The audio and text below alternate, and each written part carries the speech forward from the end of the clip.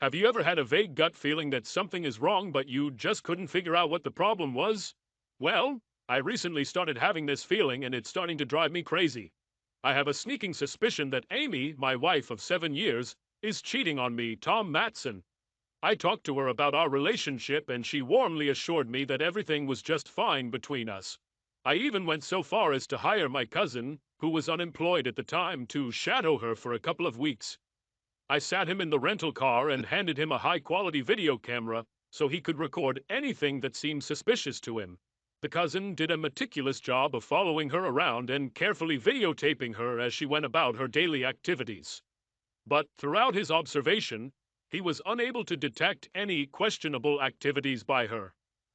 My job as a senior project manager at a large bank requires me to be in the office all day long. I don't travel often and never work on weekends. I also rarely have to work late at the bank, so Amy could never complain about me being away from home too often. For a young 29-year-old guy, I make pretty good money, so we live in a comfortable house and drive nice cars. Amy and I don't have children yet, but we lead quite active lives. We hang out with several different groups of friends, including neighbors, my work colleagues, and our old school friends. We also both enjoy riding bikes, so we sometimes meet up with a few other couples who are members of our cycling club. In short, my wife and I look like the perfect couple from a storybook. Taking all this into account, I racked my brain for a long time trying to come up with a reason why Amy could to cheat on me, but failed without finding any clues. Both of us agreed that we wanted to wait to try to have children until she was 30, because we wanted to be a financially secure couple by then. Besides, we both wanted to have fun, enjoy life, and enjoy each other before spending 20 to 25 years raising children. Amy is about 6 months younger than me and works as a dog groomer. Her fine arts degree didn't do much for her in the job market when she was trying to find a job in that field, so I suggested she just start her own business doing what she liked best. Well, she loves dogs. We have 2 at home. So we bought a custom trailer that she hooked up to her SUV, and voila! Amy took up traveling dog care. She soon had dozens of regular clients, and she visited each of them at home about once a month to care for their pets. Her heated trailer has hot water, a vacuum system, hair dryer, air conditioning, and everything else she might need to care for her dogs. Like our home, some of her clients have a dedicated pet washing grooming annex next to the garage, so sometimes she uses that instead of her trailer. Amy has a small handheld terminal that allows her to accept credit cards to pay for her services, but she seems to receive most of her money in cash. I know this because I helped her with her bookkeeping and tax forms. So, what made me think she was cheating on me? Damn it, if I knew! We have always had, and still have, a great sex life. Amy is willing to do just about anything my twisted mind can think of in bed. And for my part, I can't remember ever saying no to anything she asked me to do. We are both home almost every evening and weekend. We always communicate well, ride bikes together and go to the gym together. So when and where could she cheat on me? The only time we really spend apart is during the hours we work, which is why I hired my cousin to watch her for 2 weeks. He really surprised me by providing a complete and detailed account of her activities, including exact times, locations, and videos of her arriving and leaving, each meeting and where she was in between calls. No matter how you look at the report, there were no illogical failures, inexplicable discrepancies in time. All her time on the field was fully documented. I even cross-referenced the receipts she received with her appointment calendar, and they all appeared to be correctly formatted and consistent with her appointments. And yet, still, something was felt, almost imperceptible. Something in her eyes, in her smile, in her voice was simply not the same, and not the same as before. And this went on for about 6 months. I couldn't just stand in front of her, directly announce my doubts as to her face, and accuse her of anything simply because I had nothing to blame her for. Damn. Maybe I'm being paranoid or going crazy. I watched her when we went out with friends, but mostly she hung out with other ladies. I've never seen her sneaking whispers to another guy. She never disappeared anywhere at parties and never retired with anyone for an hour to chat tete-a-tete over a glass of beer or a cocktail. I tried to observe my wife as discreetly and cautiously as possible, but Brad, one of my old and bosom friends, nevertheless noticed something unusual in my behavior at the last big party. Tom, dude, you have to let go of her leash. It seems like you won't let this poor girl get more than 20 feet away from you. What the fuck, buddy? What's going on? Embarrassed that my secret intentions were so transparent to prying eyes, I shushed him and asked him to keep his voice down. Brad, I have a feeling she might be playing on the side if you know what I mean. So, well, I tried to keep my eyes on her. Brad seemed simply amazed at my suspicions. What? Is it a joke? Or are you kidding me, right? Amy? Do you think Amy is cheating on you? He raised his eyebrows and snorted, as if I had blurted out some of the most utter nonsense in the world. Ha! You're just crazy, dude. No way Amy won't get mixed up with anyone at this party. How do you know? How can you be so sure she's not having sex with one of these assholes? Get over yourself, dude. About half the guys here were hitting on her because she's so hot. Sorry, buddy, but it's a fact. He spread his hands playfully. I mean, look at Amy. Slim, toned, with great tits, a great ass, great legs, a beautiful face, and a smile that lights up the whole room. Damn it, you're just incredibly lucky. Brad clicked his tongue in admiration and lightly punched me in the shoulder. Okay, now look, he continued. All these guys hovered around like bees over a flower and stuck to her, but which of them was lucky, eh? And none of us. He made a somewhat deliberate, pitifully upset grimace. Yes, I said us, because I myself pestered her at every opportunity. But then he raised his index finger up and shook it a little drunkenly in front of my face. She never did anything other than laugh in my face.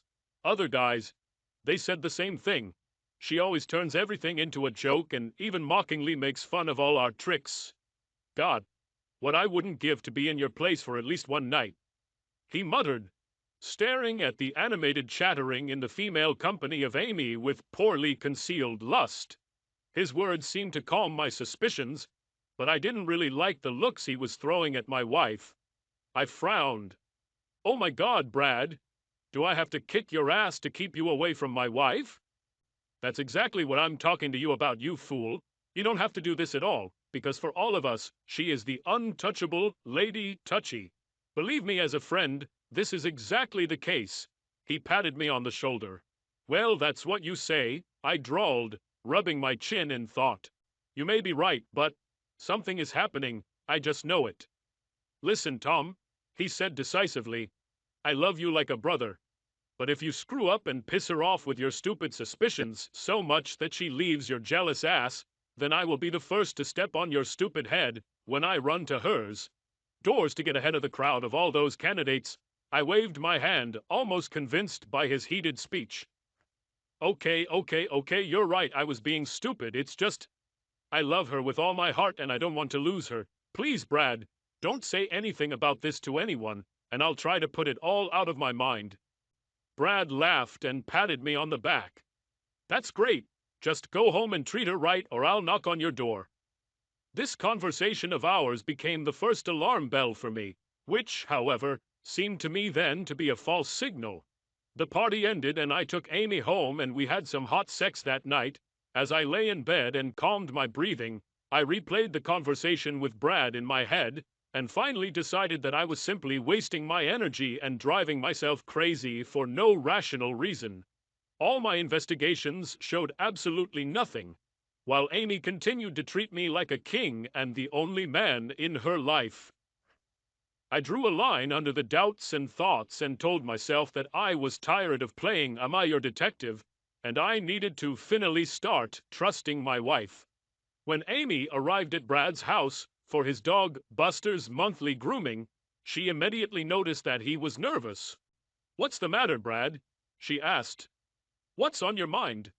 You seem preoccupied with something. How has Tom been lately, after that party?" He answered the question with a question. "Is he still acting strange?" "No, it's only been a few days, but he seems okay." At our house, everything is as usual. Why are you suddenly asking about Tom? She could not understand the purpose of his questions. I saw him keep his eyes on you at the last party. Ahem. He hesitated a little. I had a little too much drinking then, and, well, I lathered his neck a little because he seemed to be spying on you. What? Are you serious? Idiot. Now he'll make his thick-headed cousin watch you. Amy clasped her hands and seemed seriously angry. No. Don't worry, everything is fine, Brad said in a calming voice, putting his hands forward. I pretended to be worried that he was starting to go crazy with his suspicions. In general, I did everything as you and I agreed. I told Tom that the boys and I kept hitting on you, but you always kicked us off, so I convinced him that there was absolutely nothing to worry about. I think he believed his best friend. Brad grinned. What's all this crap about his cousin? I told you. I've seen him 4 times in the last couple of weeks, although I've never noticed him in town before. Frowning and biting her lower lip, Amy thought, mechanically twirling a lock of hair around her finger.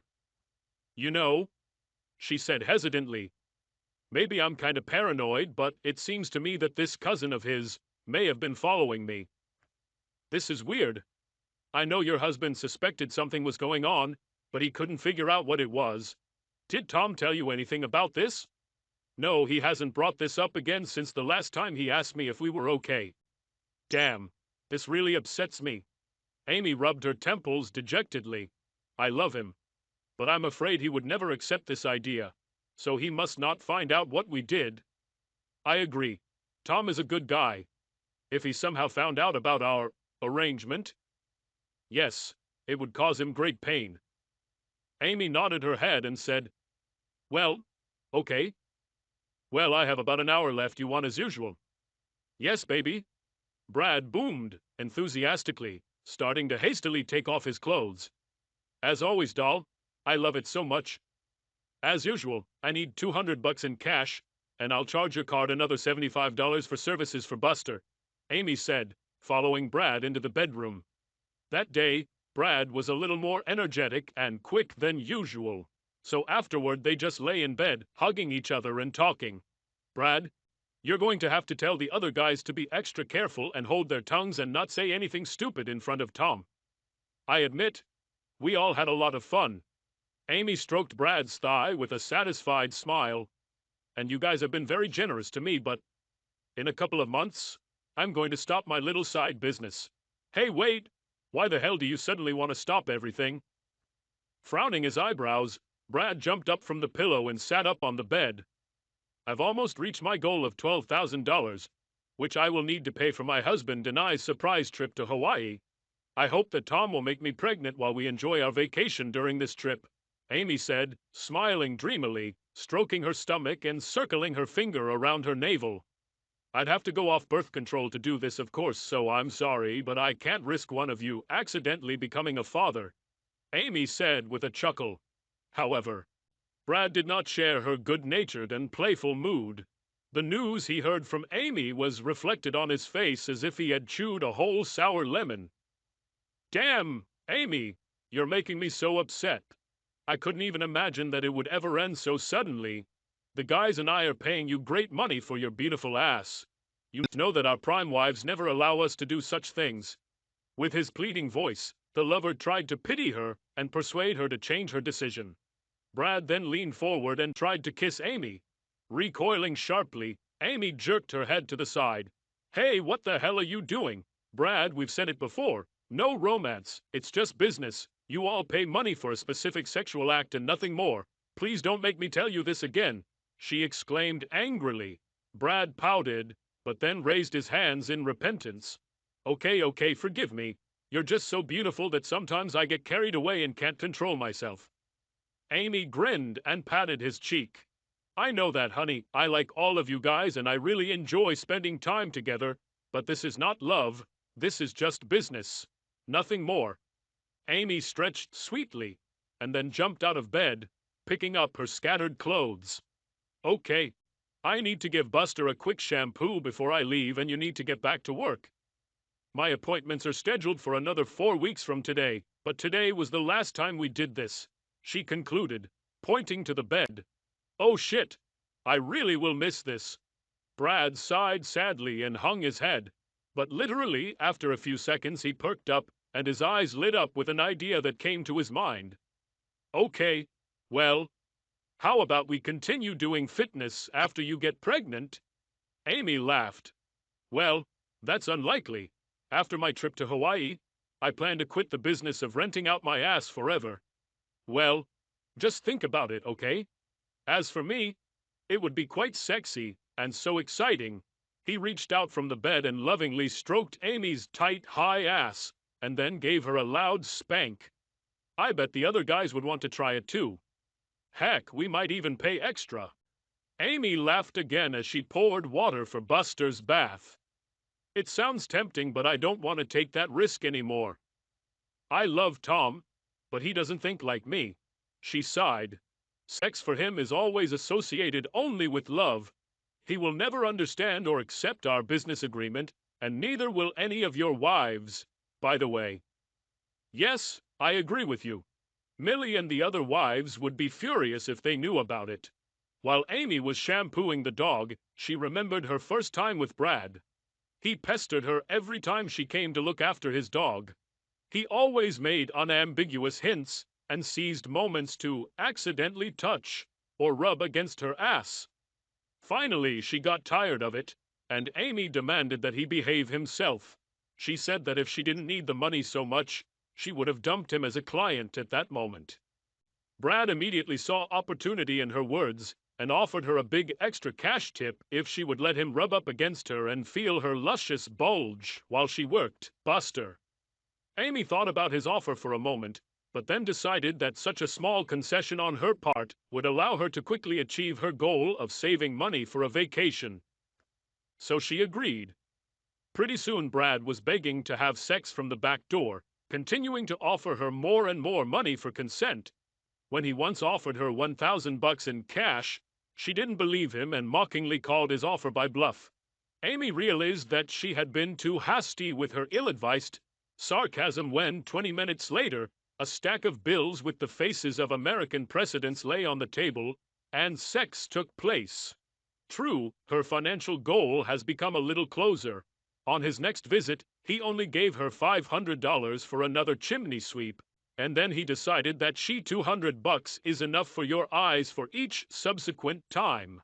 After some persuasion, she agreed to this price. Once a month, Brad played poker with his friends Tim, Frank, and Roland. Not too often, but when the opportunity arose, Tom joined them. Table talk during the game was often about sex, and usually included the usual male whining about how their prude wives had no imagination, no passion, and didn't want to do anything in bed other than lie like a log in the missionary position. On one of these nights, when Tom was not in their card company, a slightly tipsy Brad hinted to his friends that he had finally managed to get a juicy female ass at his complete disposal. Of course, all the guys immediately attacked him, demanding to tell him all the details about his luck. Then he asked them directly if they were willing to pay one extremely reserved in public, but secretly available, married lady. That evening they just laughed at him when he tried to convince them that he only paid $200 for the most amazing ass he had ever had in his life. They called him an old liar who mistook his drunken fantasies for reality and advised him to sleep it off and not fool them anymore. Just a few days passed when Tim called Brad and asked if the story he told over poker was true. Then, not surprisingly, the other two called. And pretty soon, after some negotiations, Amy received orders for outcall service from 3 more of her casual acquaintances. She met with each of them and explained what exactly she will do and why it will only happen once a month for the next 6 months or so. So Amy was making about $800 a month from her side business, in addition to $1,200, $1,400 a month from the dog grooming itself. She knew that all 4 of her clients would keep their mouths shut, because they were all married with children and none of them wanted to get divorced. At first, Amy felt some guilt for secretly deceiving Tom, but for the most part, renting out her ass for a fee was just a service to her. Just like her dog grooming business, nothing more. She was confident in her love for Tom, and was going to have children with him. She never refused him marital sex. Now Amy had only a few weeks left to achieve her goal, and then she could easily give up unnecessary worries and be able to focus on the birth of her child. Everything in her life went according to a well-thought-out plan. Tom was sitting at his desk, looking at some financial reports, when the screen of his personal cell phone lit up. Taking the vibrating device in his hands, he looked at the number that was displayed. It turned out to be his cousin, Chuck. Tom wondered why his cousin needed him. "Hey, Chuck. Hi, how can I help you?" he asked friendly when he pressed the answer button. "Hi, Tom. Listen, I just finished watching a movie, and something in it made me think about what you asked me to do for you a few weeks ago. Do you remember this? Look, Chuck, it's over now. We didn't find anything, so I got over my paranoia. Amy and I are fine now." "Oh, well, I'm glad to hear that everything is fine between you two. It's just, after watching this movie, it just occurred to me. Well, I thought that maybe I had overlooked something back then. But since you say you and Amy have moved on, okay, never mind, just sorry for bothering you." Tom was just about to press hang up and end the conversation when an alarm bell sounded in his subconscious, telling him to be more careful and attentive to detail. He sighed loudly. "Okay, Chuck. What did you see that made you think you might have missed something important?" "Well, in the film, this guy formerly worked as a realtor, but in fact, under this cover, he was selling illegal substances on the side." "Oh my God, Chuck. Amy does not sell illegal substances." "Yes, I know. Don't get excited. Just listen. That guy in the movie went to the house to show it for a potential buyer. Well, his so-called buyer came there, but instead of inspecting and buying a house, he bought illegal substances.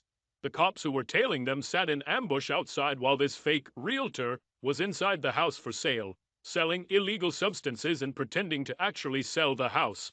I don't understand anything. What does this have to do with illegal substances, cops, and by the way, Amy is never a realtor. Look, Chuck, I need to get back to work. Damn, bro, you're so tight. Tom, I know she's not a realtor, but she goes into people's houses and stays there for an hour or more. Sometimes she works in her trailer, but sometimes she's inside, out of sight." "Well, now do you understand what I mean? How can you be sure that what she does there, behind closed doors?" Tom's thoughts were racing, his old paranoia instantly returning. "Oh shit, look, Chuck, did you take notes on which dogs she worked with in her trailer and which dogs she worked with in the houses?" "No, but the video footage of her coming and going would have shown her going into her trailer if she had used it." "Do you still have these videos?" "Hell no, I threw all that stuff away after talking to Amy when I thought, fuck." "Maybe you still have a copy?" Tom asked, hopefully. You yourself ordered me to throw it away, and well." The cousin mumbled a little, stuttering. "Chuck, I know you always like to stare at her, so if you kept these notes, I promise that I won't be angry with you." Tom promised. Okay then," Chuck breathed out with obvious relief. "I will once again carefully review the records and summarize information about all the times Amy was detained inside houses during her trips. Can you drop by my place on your way home?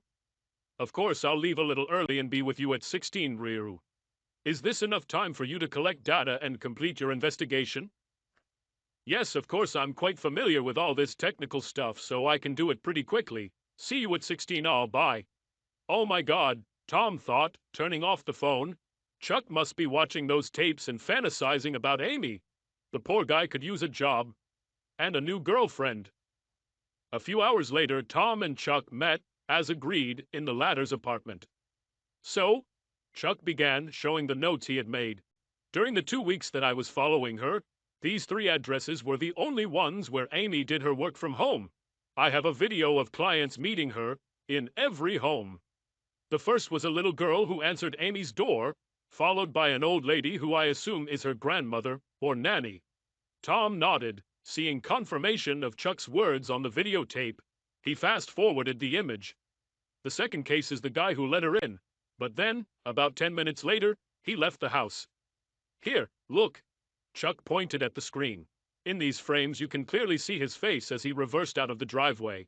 I'm guessing he just leaves her there, and she then goes out the front door, which automatically latches behind her.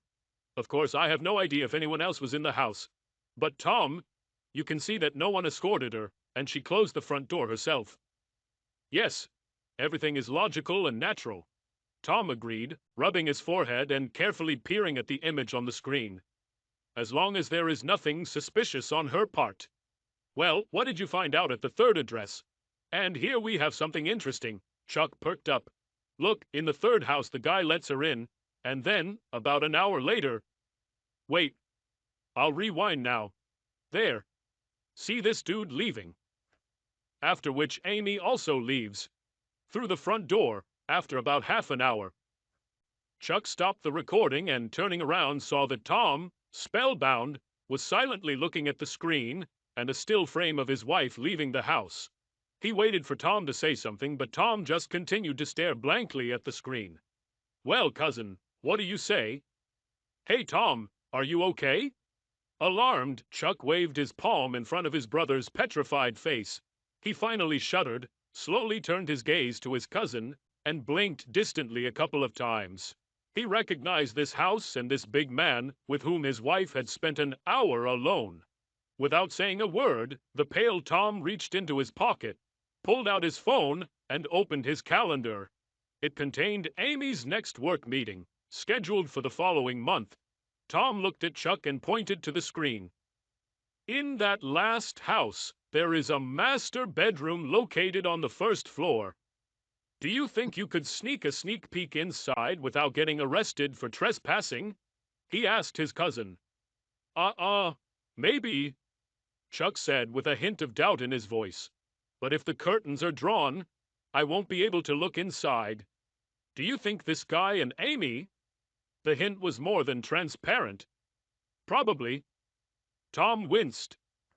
But he's our friend, so this might all turn out to be complete bullshit, although he's always admitted that he's not indifferent to her, so maybe... Holy shit! I'm gonna go so crazy! Tom shouted, boiling, and slammed his fist on the table. Sitting next to him, Chuck did not try to interfere with his opinion and advice, while Tom, with his clenched fists in front of him, sat at the table with his head down. Finally, he collected his thoughts and looked at his cousin again. She should return there tomorrow. What would you say if I asked you to follow her and then try to look inside and find out what's going on there? Tom looked searchingly at Chuck, tensely waiting for his decision. Yes, of course, I will do it for you, brother. But what if they're doing something you suspect they're doing somewhere other than the master bedroom? Damn, it's possible. Tom thought for a moment and then waved his hand. Okay, then just do what you can and try not to get caught. Amy might recognize you, and then she'll know for sure that I sent you. Okay, you're right. This time I'll dress to disguise myself and use my mother's minivan instead of my car. Plus, now we know where Amy's going and what time she'll be there, so I don't have to follow her everywhere. I'll wait for her there. Sorry, but I'm not very good at spying on cars, and it's possible that she saw me that last time. Chuck muttered apologetically. She saw you? Holy crap, Chuck, why didn't you tell me about this when it happened? Well, Chuck hesitated. I still wasn't entirely sure that she recognized me, and besides, I was afraid that you would fire me. Sorry, brother, but I really needed money then. Okay, to hell with it, let's move on. Just be careful not to get caught this time, okay? Tom asked insistently. Chuck promised to behave carefully, and the brothers soon separated. Tomorrow promised to be a very busy day for both of them. Chuck knew that Amy's visit was scheduled for Tanowen the next morning, so at 9:30 he turned onto the street 1 block from Brad Street. The night before, he had scouted the area and found a suitable entrance to the neighbor's backyard through the bushes that grew along the fence on the backside of Brad's house. He parked the minivan so that he could look between the two houses and see the door opening onto Brad's backyard. Chuck assumed that Brad would let his dog outside shortly before Amy arrived. Then, as soon as she appears, the dog will be too busy to notice him as he sneaks around the backyard. As Chuck had hoped, Brad's dog was in the yard when Amy arrived. Buster went crazy with barking. He rushed along the fence and jumped on the door. When Amy opened the patio door and let the dog in, the dog rushed towards her and began twirling and jumping around her with a cheerful bark. Chuck waited about 2 minutes and then, heart pounding, darted across the lawn to the back corner of the house. After catching his breath against the wall, he crouched and slowly made his way to the bedroom window and swore under his breath when he saw that the blinds were down. Chuck knew there were 2 more windows on the side of the house, but he was afraid that if he moved there, he would probably be visible from the street if one of the neighbors happened to be there. While he stood pressed against the back wall of the house, not daring to lean out and with thoughts jumping around in his head like fleas on a dog, a neighbor on the far side of Brad's house led her dog out into the yard. The damn dog immediately noticed the stranger, rushed to the fence and began barking loudly. Chuck had no choice. He walked around the corner of the house and slid along the wall to the first window. The blinds on this window were also closed, but, luckily for him, not completely. Chuck positioned the camera so that through the gap in the blinds he could see what was happening inside the bedroom and pressed record. He himself pressed his cheek against the wall of the house and froze, without moving, extending his outstretched hand with the phone towards the window. He was afraid that any movement he made might give him away. The self-proclaimed detective was filming blindly through a window because he couldn't risk leaning over to check what his phone camera was actually recording. Just in case, he slowly and carefully moved the camera around, desperately hoping that he managed to capture the entire room.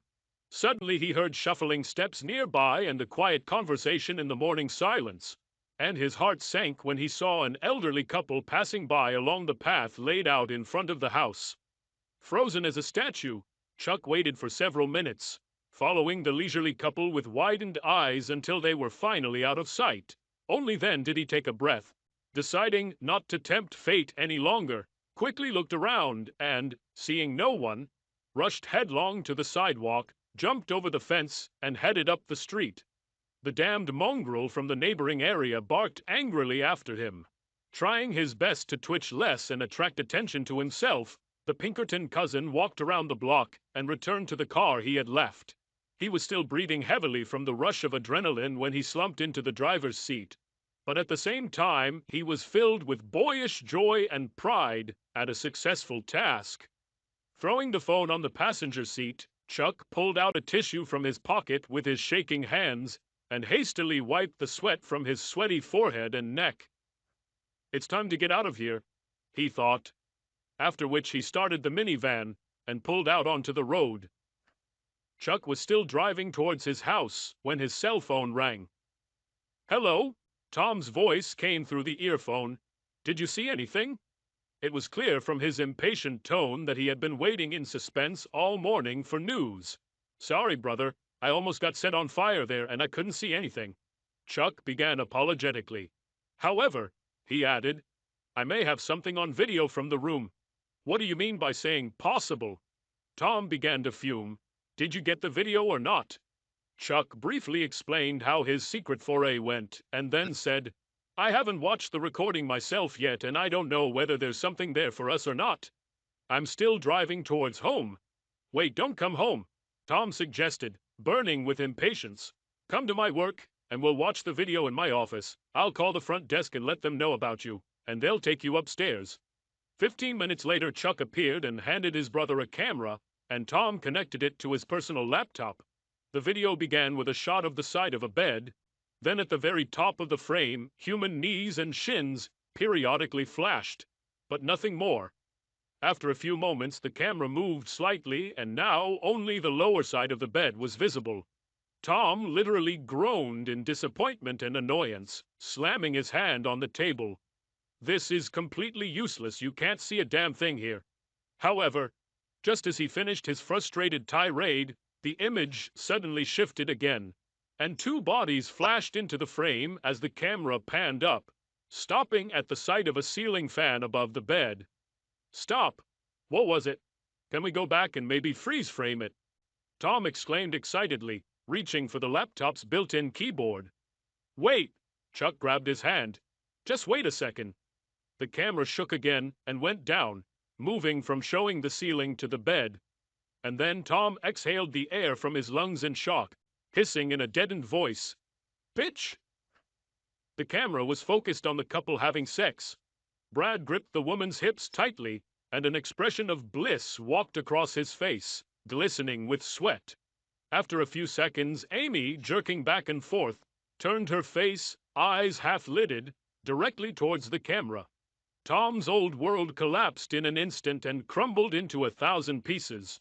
He sat dumbly, hunched over, and staring with an empty, unseeing gaze at the screen, where the cheating wife and her lover continued their wild copulation.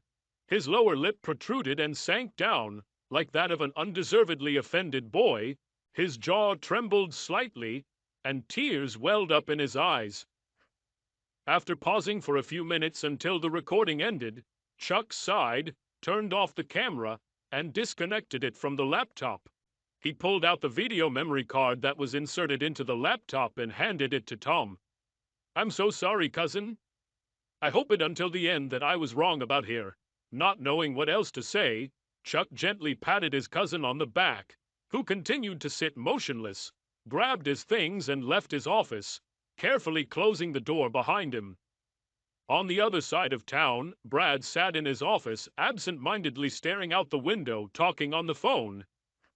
"Yeah, dude. She said she decided to get out of our deal. She wants to surprise Tom. Well, she's sort of planning a trip to Hawaii with him and plans for him to knock her up while they're tumbling around there."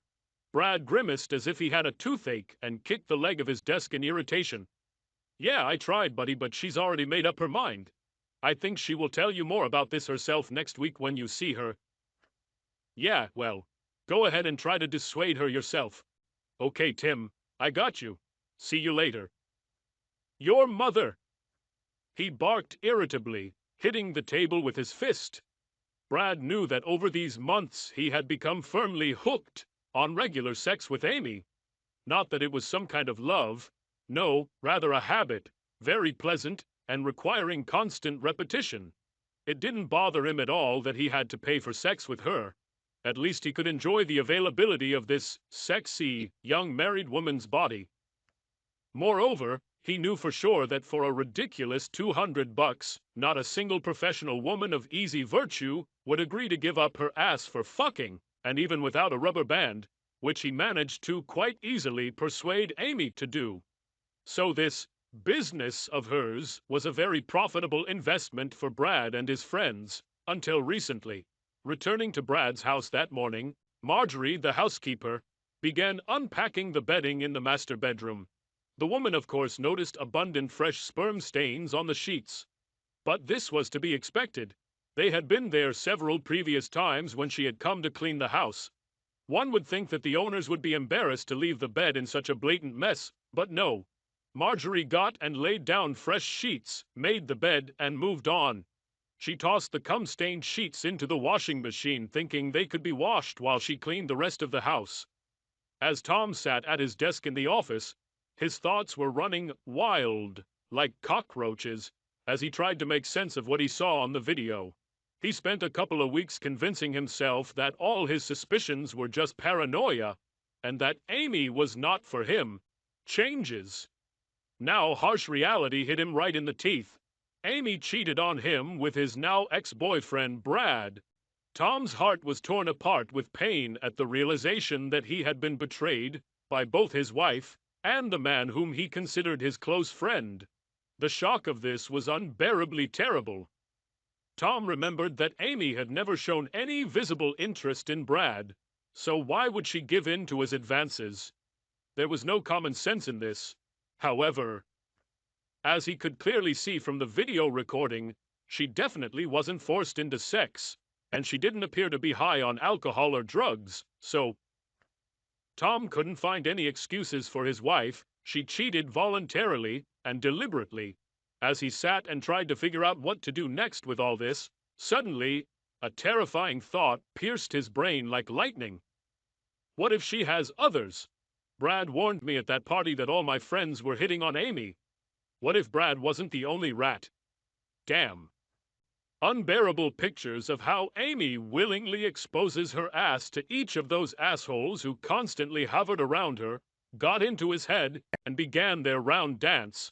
In an impotent rage, Tom again slammed his fist on the table, so much so that the mug with half-drunk coffee jumped and toppled over on its side, pouring brown liquid all over his notes and business papers. Tom didn't care about it now.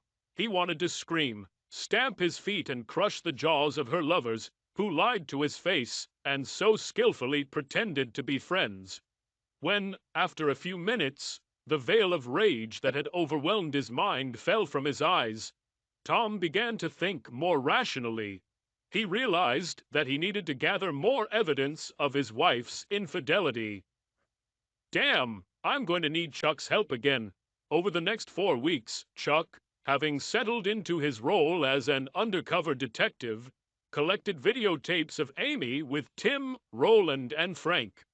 Already suspecting the worst, Tom was still completely crushed when he learned for certain that all the guys he once considered friends were happily having sex with his wife. The humiliation was deep and extremely painful, but somehow, incredibly, he managed to pretend, both at home and at work, that everything was fine. During these troubled days, every morning and evening, standing in front of the bathroom mirror and resting his hands on the sink, he looked at his reflection for a long time. You have to pretend that nothing happened and behave naturally, he constantly repeated to himself like a mantra, while he collected all the irrefutable evidence he needed. Tom arrived home at the usual time, and Amy, who met him, said that she was inviting her husband to dinner at his favorite steakhouse. He was wary, but agreed to the evening out, managing to reliably put a feigned smile on his face.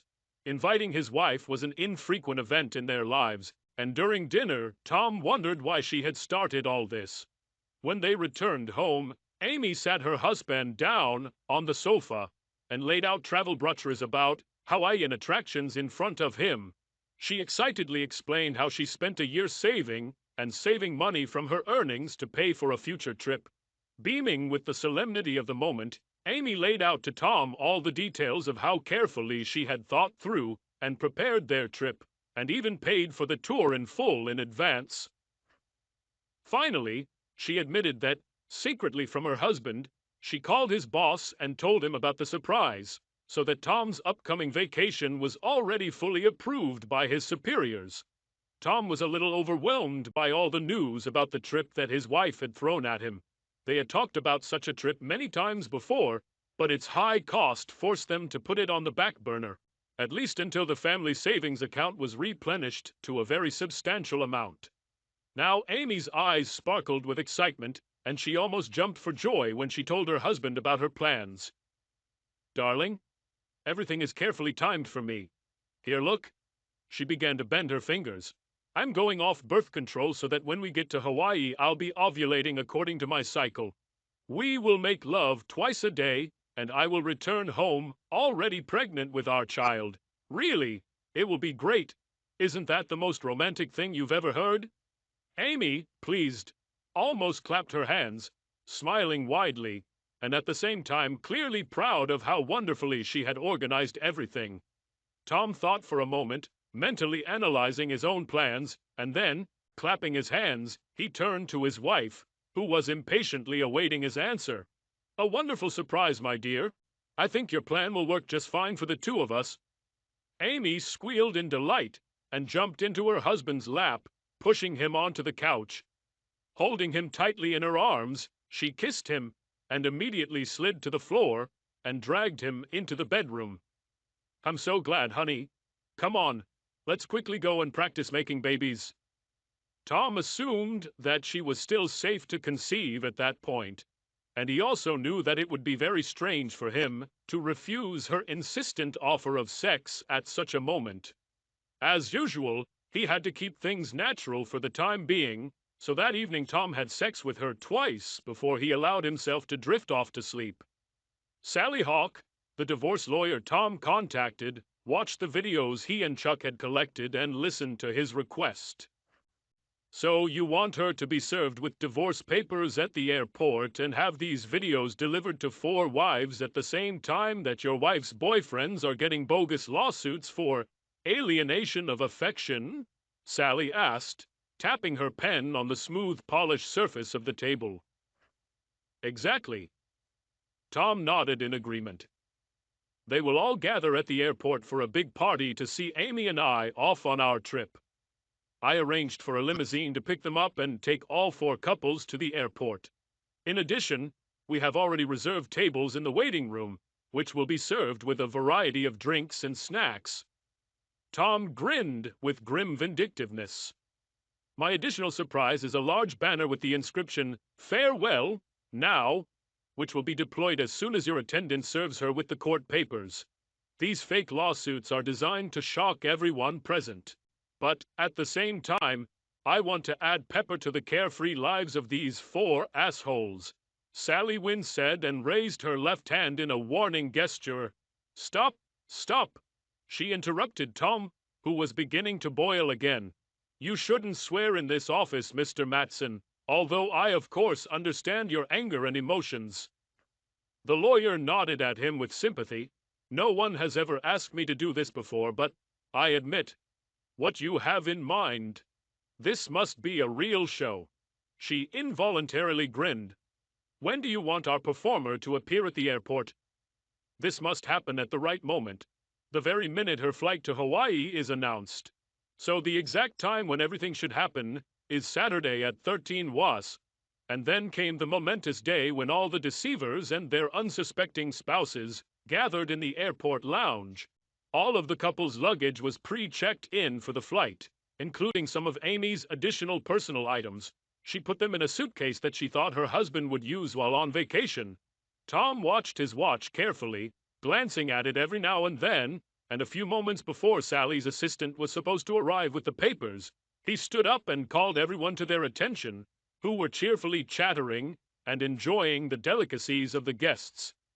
Dear Amy, he turned to his wife. Dressed in a bright vacation dress and smiling happily, you have been the love of my life since we met almost 9 years ago. When you started grooming, I was very proud of the efforts you made. You tried your best and literally busted my ass to turn your small, modest business into a profitable and prosperous enterprise. Tom saw that this ambiguous remark of his caused several malicious grins and cynical winks, which his wife's lovers furtively exchanged. The frozen Amy seemed to have a slightly alarmed look in her eyes at these words, although a wide smile still remained on her face. When you decided to spend all your profits on this wonderful vacation, I was very happy about it. Holding a glass of champagne in his hands, Tom bowed slightly in her direction. So, he raised his voice, I have a small token of gratitude for each of you. And now, while my assistant is handing out gifts, let's all raise our glasses to Amy and wish her a bon voyage. Tom nodded slightly, and a large, beautifully designed banner with this wish unfurled over the heads of those sitting around the table, just as Amy received her envelope and heard Sally's assistant loudly and solemnly announce, "Summons served." Just a second ago, the lively table instantly fell into dead silence.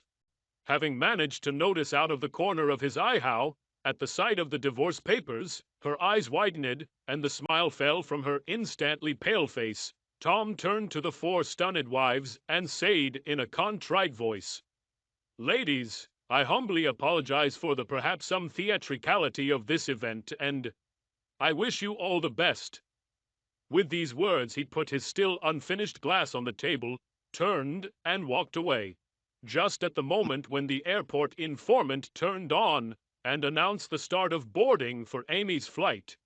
Behind him, chaos erupted as chairs crashed, glasses crashed, and everyone started yelling hysterically at each other. Tom heard Amy scream his name desperately and heartbreakingly, but he never looked back.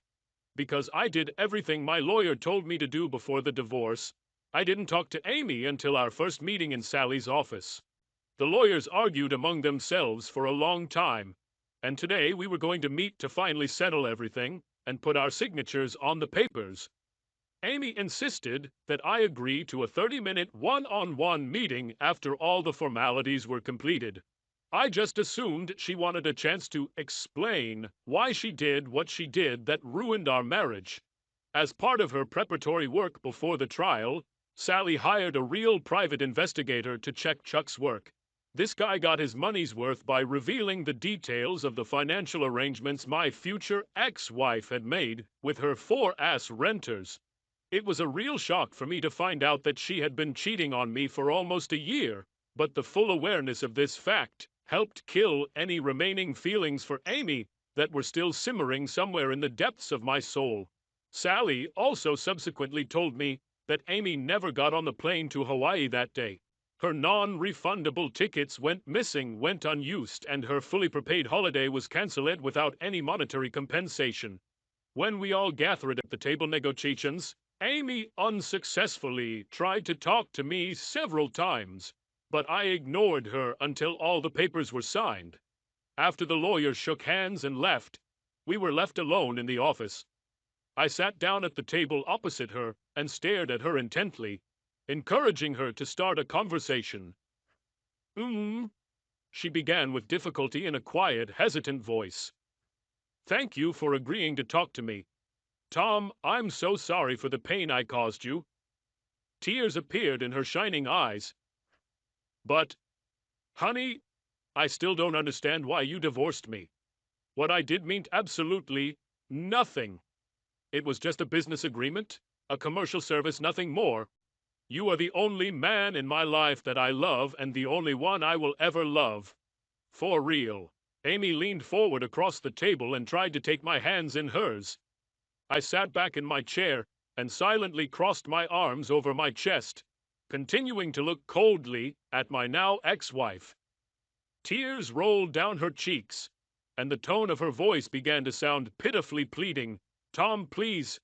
We've always had such a good time together. Please, baby. Why can't we just leave this misunderstanding behind? It was just a stupid deal. I raised my hand to stop her. "Amy, I believe you. When you decided to sell yourself to these guys, I know you didn't think much of it. To you, it was the same as if you agreed to let them, I don't know, wash your feet or give you a pedicure, right?" She nodded so hastily and furiously, like a Chinese dummy, that I chuckled internally, as if she wouldn't tear her head off.